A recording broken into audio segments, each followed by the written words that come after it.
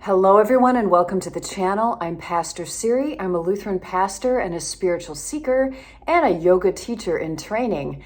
Today, we are going to be talking about yoga and Christianity, and I'm really excited. Take a listen.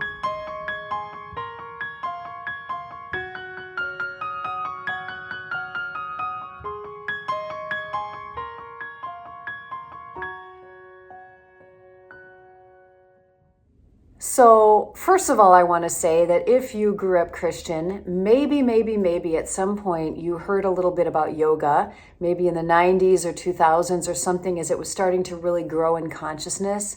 And maybe you heard it was just a really nice exercise you could do, or maybe you heard messages like, it's from Hinduism, and therefore if you do it, you're going to turn into a Hindu, or if you get into certain postures, these demons are going to come in. Same with meditation, apparently. These demons are going to fly in, or you're going to start worshiping other gods, and then God will be mad at you, and it's just this whole disaster, and you shouldn't do it. Isn't it impressive how, as Christians, there can be at times so much fear that is put upon us from anything that is outside of our tradition? Anything that's not in our little bubble of familiarity, we are too afraid to even take the time to learn really what these things are about in the world. And I just find that kind of frustrating. My history with yoga is that I loved exercise, and sometime around 2000 or so, one of my favorite workout video companies decided to put out a yoga video. And so I got it and I started to do it, and I started to see the benefit of a different kind of workout, something that was slower and something that was stretching my body and holding poses in a different way. And so on and off for years, I would do different yoga workout videos. I discovered yoga teachers online like Yoga with Adrian and Yoga with Tim. And so my relationship over the years was mostly seeing this as another kind of form of exercise, one in which maybe your mind might slow down, you're putting your body in different poses and different positions from normal exercises that we might do. And I was an aerobics instructor. I used to run. I love weight training. And so these are a very different kind of way to use your body. So yoga was different. The poses were different. Holding them were different. And I knew there was a benefit to that. What's interesting is in most of my congregations at some point, I would do teaching of yoga and just really simple stuff because I wasn't a trained teacher, but I was sort of a couple steps ahead of the people I was teaching. And one time I got an anonymous letter from a member who had printed something off of the interwebs about the fear, this Christian conservative fear, stating a bunch of things about yoga, which honestly weren't true and were just ignorance and fear-based. But it freaks people out, you know. It's the unknown. It's a complete mistrust of other faiths, other religions, other spiritualities, other ways of doing things that unfortunately is bred into a lot of people. We often feel that we're cheating on God if we learn about or try to understand a different faith or spirituality, as if God is tribalist, as if God is not universal and everywhere, as if there can't be pieces of truth throughout the entire planet in all people and all religions. Baffling. And isn't it lucky for me that I happen to be born in the right religion? Come on. For years and years, I did want to go to teacher training, and I did know that there was more to yoga than just physical exercise. But in the United States, that's pretty much what we think it is. When you hear someone going to yoga class, you think of a thin, lithe, super flexible body, and people will not do yoga maybe because they feel self-conscious. They're not flexible. They feel worried that everyone's going to be looking at them and they have to wear these tight little outfits. And a lot of people have chosen to go to yoga to get a better body, to get healthier, to feel young and fit. And there can often be a cliquishness or sort of a spiritual bypassing that can happen around yoga. in the New Age community, where you sort of feel like if you do yoga and you drink your smoothies and you wear your Lululemons, then therefore you're somehow a better person and you're healthier and you're beautiful and you're better. And it has been very exclusive in a lot of ways for people whose bodies work differently, look differently.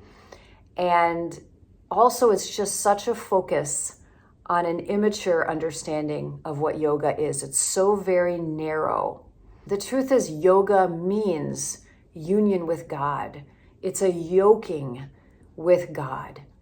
So anything you do that makes you feel like you have oneness with God is yoga. The Hindu gurus who came to the United States and talked about yoga meant it to be a universal concept.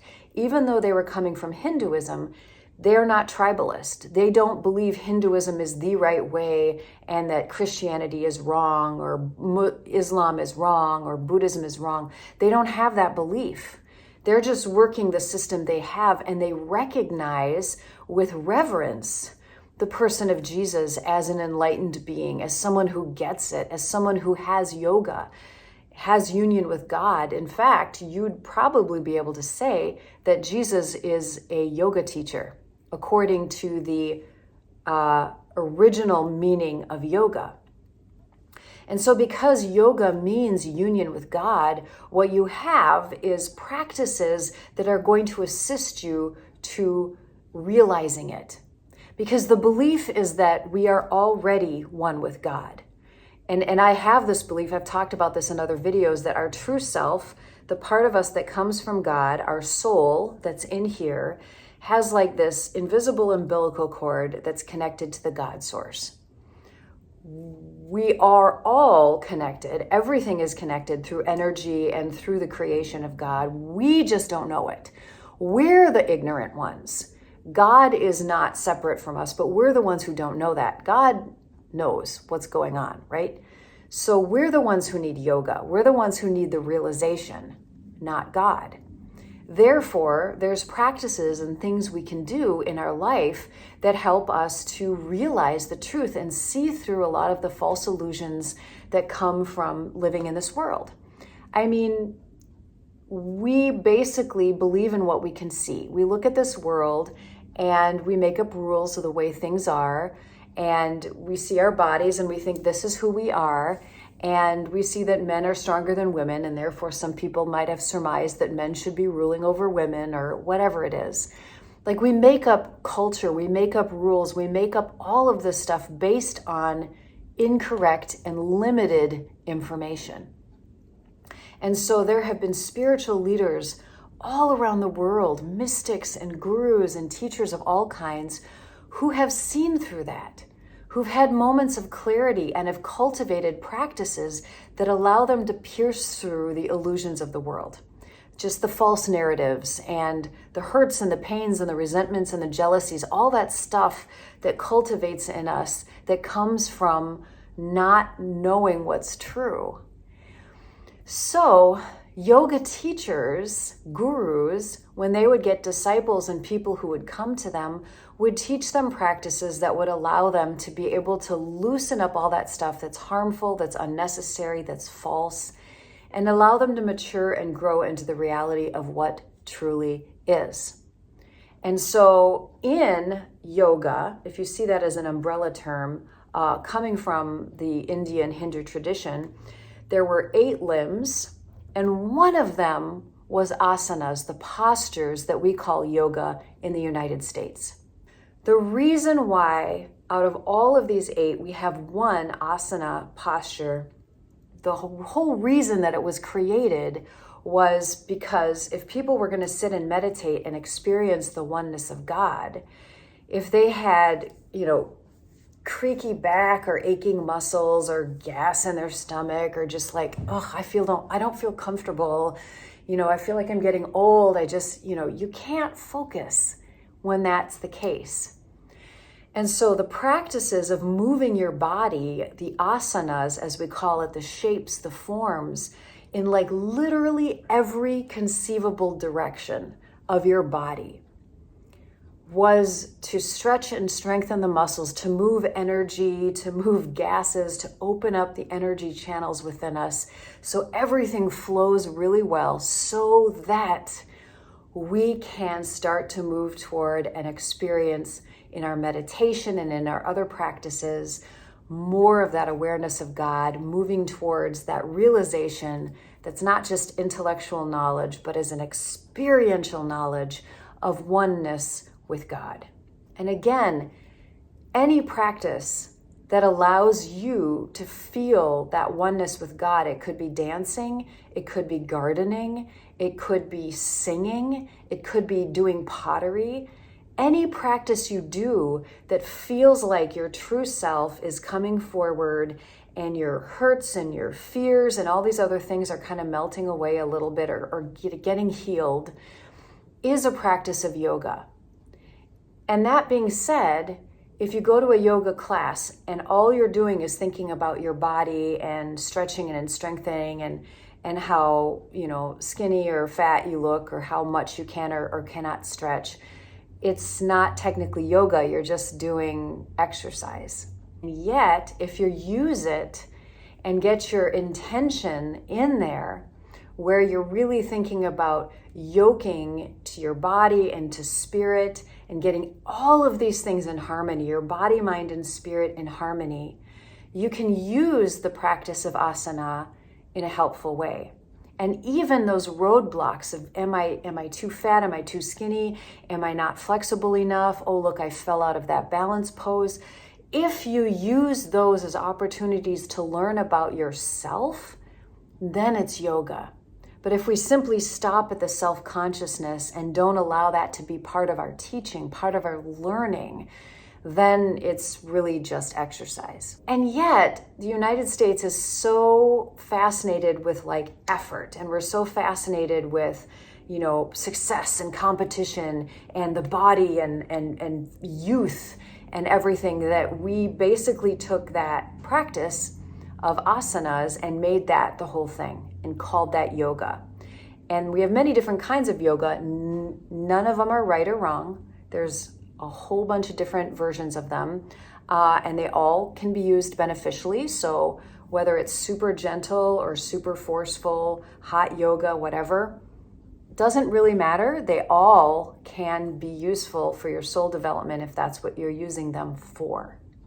I think the invitation here is rather to refocus on connecting with our body in a loving way, especially since we have a lot of baggage in our Western world with the body. We punish and demonize and demean and try to get our bodies under our focus and control. And it's a really unhealthy relationship with our body. So yoga can be a gentle invitation to slow down and really reconnect with our body in a loving, gentle way, which means honoring its limitations, listening to the body, not forcing it, to really allow for your practice to be personal to yourself. Which means if you come to a class and you realize you're exhausted, that you give yourself permission to just take it as easy as you can, regardless of what other people are thinking and feeling.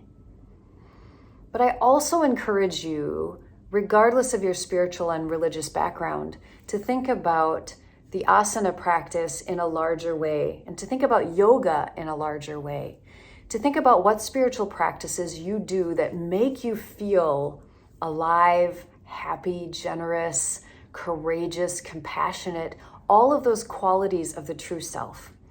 Because as we get in touch with those qualities in whatever way, we are also getting in touch with God, and that sense of separation that we feel on earth is starting to disappear a little bit. So going back, as I mentioned, this is called Yoga and Christianity. First, I just want to say, I encourage you not to be afraid of things that come from other traditions. I could have a whole nother video probably explaining how Hinduism can be our friend as Christians, and we don't have to see it as this awful other creepy religion with all these gods and idols and whatever. We don't understand. Literally, we don't.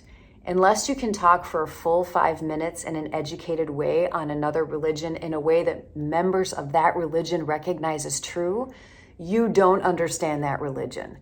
Much of what we have been taught, which is very little about other faiths, is often biased and wrong and black and white and not fair. So as I mentioned at the very beginning, Hindu teachers think very, very highly of Jesus, and they see him as an enlightened being, as a guru who had disciples still today who are following him. They see Jesus as one who had union with God, who had yoga and was essentially a yoga teacher, which I think is so beautiful. Because as a Lutheran pastor then, in my asana practice, in my spiritual practices, it all works together in harmony with my faith. I bring my faith to everything that I do, and I can learn from what other faiths do too.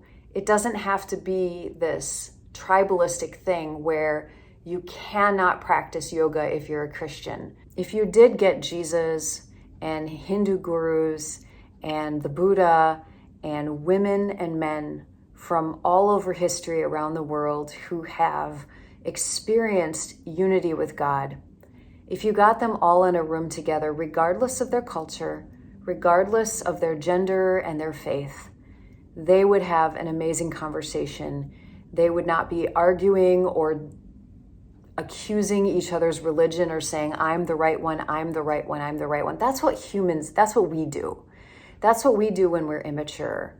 But our great leaders, these wise ones, never did that.